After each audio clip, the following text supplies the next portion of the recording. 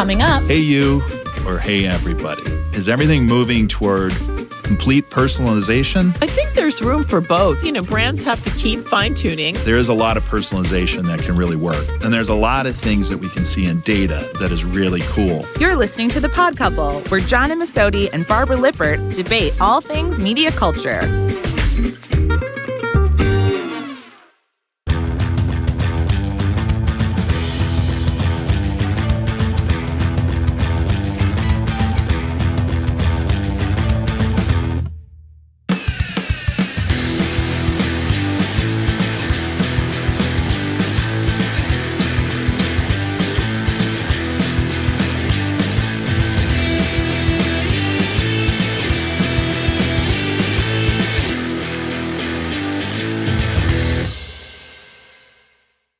All right, welcome to another episode of The Pod Couple. I'm John Amisotti. I'm here with my friend Barbara Lippert. Today's topic, hey you, or hey everybody. Marketing and advertising, is everything moving toward complete personalization and away from big branding, or is it doubling back the other way? Well, I guess this topic is kind of in the news lately because Procter & Gamble pretty much shocked everyone when they announced that they're going to pull back from their Facebook target marketing, right?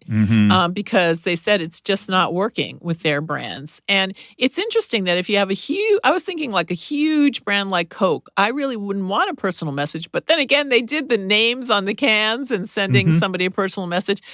So I think there's room for both. You just have to understand, like I got a press release, I'm not making this up, for a new product that's an artisanal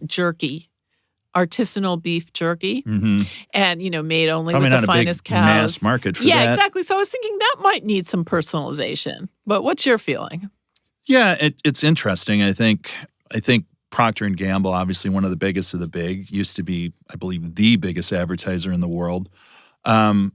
When everybody kind of jumped on the digital bandwagon, which definitely includes everything personalized, the question would have become, to me at that time, how do you build a brand when you're just talking to one person?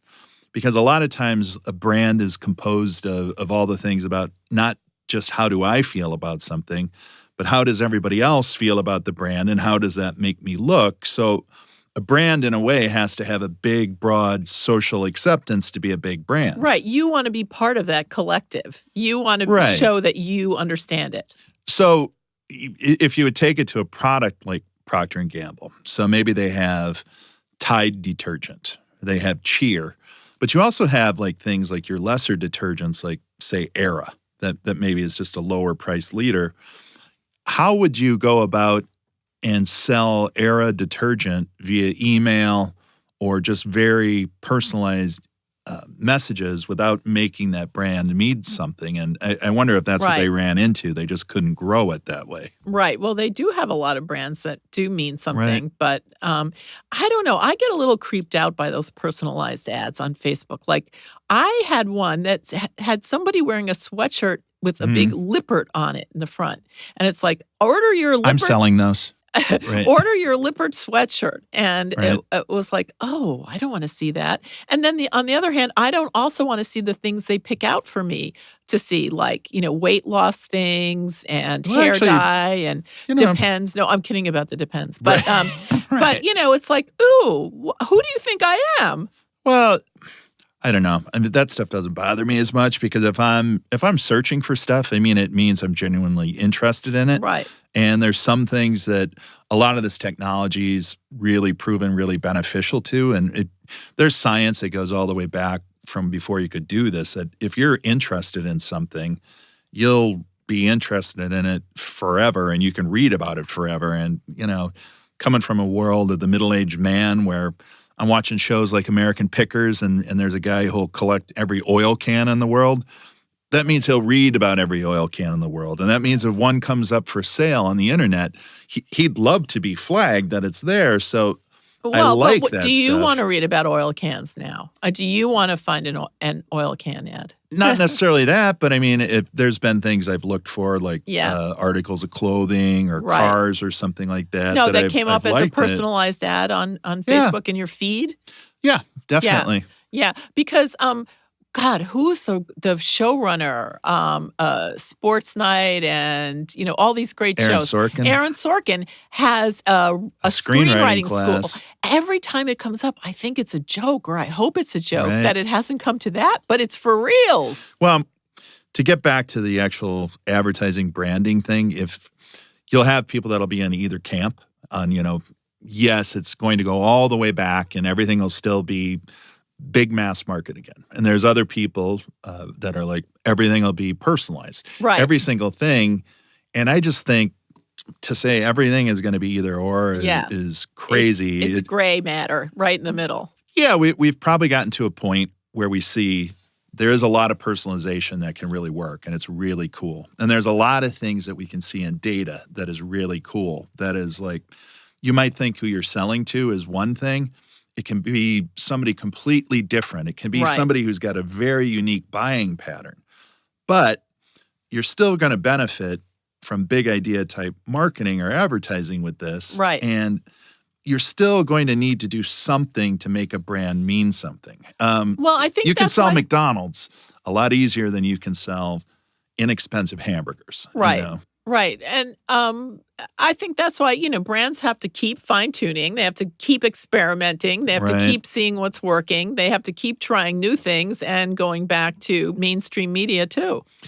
Yeah, and I think, again, maybe for young people getting in the business or something like that, you're really better off learning how to talk to as many people as possible. I mean, one of the things that arguably made America the king of advertising was the fact that you had to take a brand and you had to make it mean the same thing or something to people that were very, very different all across the country. And that was really the benefit of big idea advertising. McDonald's had to be attractive to the person in the farthermost part of Maine, in the midsection of the country, in Florida. And that was really kind of what made us great. If you look at maybe the other smaller thing is countries, it's harder. Yeah, well, America really started advertising, with the preachers, which turned into selling, those. Perfected it for sure. Yeah. But in the 1920s, when there was this huge wave of immigration, immigrants learned everything about America from the advertising. Right. They learned how to talk. They learned, from the Great Books Club.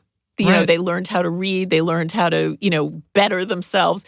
A lot of To advertising assimilate. at that point was, sort of upper class, teaching other people the upper class habits. And to do that, you have to have a big idea that reaches a lot of people. Right. And what's cool now is you can take that idea, you can fine tune it down into the small things, but the brand still has to be relevant. But it is interesting that, again, Procter is such a great example now. A lot of companies, they just abandoned everything and 100% went digital. Right.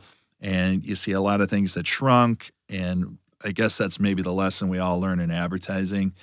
As soon as you think something's dead, it's not. Yeah, That means yeah. there's a chance for it to come back. And So- on the other hand, if you're just going to jump on it and say like, oh, it's Right. Facebook Live, yes, let's do it. Right. You really have to figure out whether it's right for that particular brand. I agree. So interesting times. So we kind of bring this one to a close. Anything in particular you think people out there should be checking out this week? Well, I've been watching, we were talking about binge watching and all the stuff that's not made by the networks and the golden era of television. Unreal. It's a really interesting right. show. It's based on The Bachelor. And the woman who created it, Sarah Gertrude Shapiro, was actually a producer on The Real Bachelor. Oh, okay. And she found it so degrading and demoralizing and put people in such terrible positions. It's all of that ugliness, but built into a really good show that can stand on its own. And it's a perfect adaptation of The Bachelor in the background. And you can see all the duplicity and ugliness. Wow. And this woman is fighting to stay like a moral person. Right. And it just really hits home and it's really interesting. And the second season, they made The Bachelor a black man. And so that in itself brings out all of the racial stuff from the original because, they would cast 1 or 2 out of 25 people, and then inevitably they were dismissed in the first or second rose ceremony. And it's just become, this racial cliche already. What I would I'll go to a new media thing, just totally different. There's a website I actually like to look at a lot. It's called The Sartorialist. And it's a guy who lives in New York City, became kind of a stay-at-home dad while his wife went back to work. He had worked in retail fashion. His name's Scott Schumann. He is an amateur photographer who went out and just started taking pictures of street style around New York City, I believe about 10 years ago, and now has really established himself as basically a real influencer of fashion around the world by picking up interesting street style. He's shot a number of ad campaigns for things like The Gap, but in your city, sounds a little bit like Real Humans of New York, which is also huge. And that started out to talk more about how people were dressed, and then the guy just got into their real lives and their real stories. And again, in your city, which is one of those capitals of the world where things start. You can see everything. Yeah, it's just interesting to see. He'll pick up on trends or influences or just really unique people beforehand. And it's a real easy to look at site. It's really great. And just fun to see. Oh, and that's nice. If I can add a little bit, that Bill Cunningham, the famous photographer from the New York Times, died recently, and he was always on his bicycle, and he was always around 57th and 5th, snapping all of the very stylish people going in and out of Bergdorf and that. And so he's really missed. So maybe, someone can fill his place. Yeah, it's something like that, but it is a good snapshot. The interesting thing is that there was a documentary about him, and he lived like a monk, like in a tiny room, used his kitchen for file cabinets, rode a bicycle, wore all the same stuff, and he left $4 million, it turns out. Man, so I got to rethink my life. Yeah, you can't take it with you, so whatever. All right, well, thanks again. Good to talk to you again, and I'm glad we figured out the future of advertising. As always. All right, we'll see you again soon. Thanks. For more Pod Couple, you can subscribe on iTunes. You can find us on YouTube. We're on Twitter @Pod Couple and on Facebook. And we have a website, thepodcouple.com. The Pod Couple is media experts John Masodi and Barbara Lippert, produced by Eon Content Labs and brought to you by EPSILON. We see what others don't. All comments, discussions, materials, and information provided by participants in the Pod Couple are strictly their own opinion and do not constitute any official position or views of EPSILON. Please refer to our terms of use for more information.